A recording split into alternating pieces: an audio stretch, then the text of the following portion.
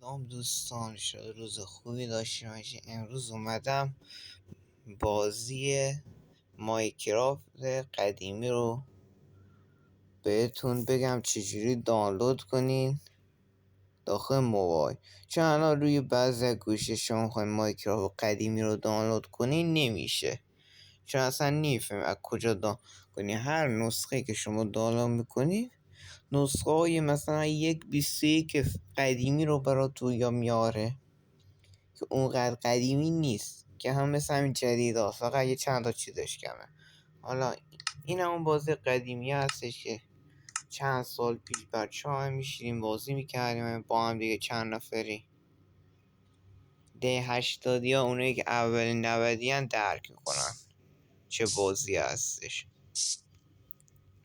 اگه مثلا دلتون میخواد این جونایی که روی این قسمت اول که اینجا میشد الان میخواید بیارینش اینجا، میایید داخل تنظیمات که دیگه نسخهش فرق داره. میخوایم مودش هم بکنی باید به اینجا نکنید. اینو میبینید، این دکمه رو میزنید، تمام اینجا مود شد. الان میتونید همه چی استفاده کنید. میان اینجا اینو فعال میکنی، فعال شد. و اینم فعال باید بکنید. چرا؟ چون این ربطش به همون جوناییه که اون پایینه. نکنید الان دیگه مود شده، دیگه جون نداریم.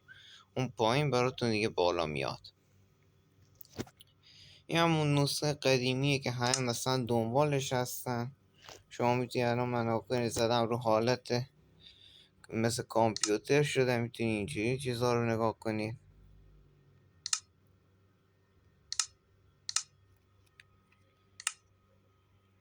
دیگه اگه دلتونم میخواد روی نسخه قدیمیش مثلا بازی کنیم یا اینجا که این نسخه اولش به اون آفه، که اینجا الان من اینو بزنم بفهم حساب کنید یه دقیقه.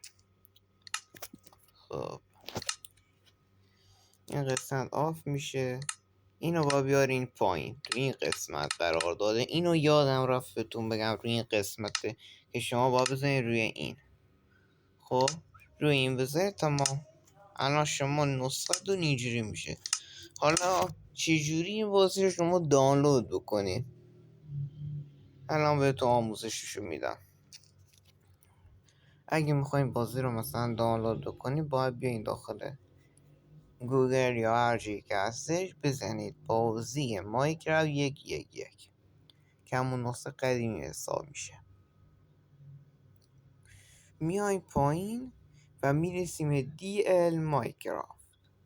اینجا رو میزنید، نوشته مایکرافت 1.1.0. تاریخ انتشار 1 ژوئن سال 2017، یعنی خیلی وقت پیش. بازی رو که اینجا میزنید نه باید برنامه برین بیرون اون سایت تا اینجا دانلود بشه براتون، چون ما الان نسخه شو دارم دیگه لازم نی دانلود بکنم. ویدیو لایک کنید تا ویدیوهای بعدی، آموزش های بعدی. خدا نگهدار.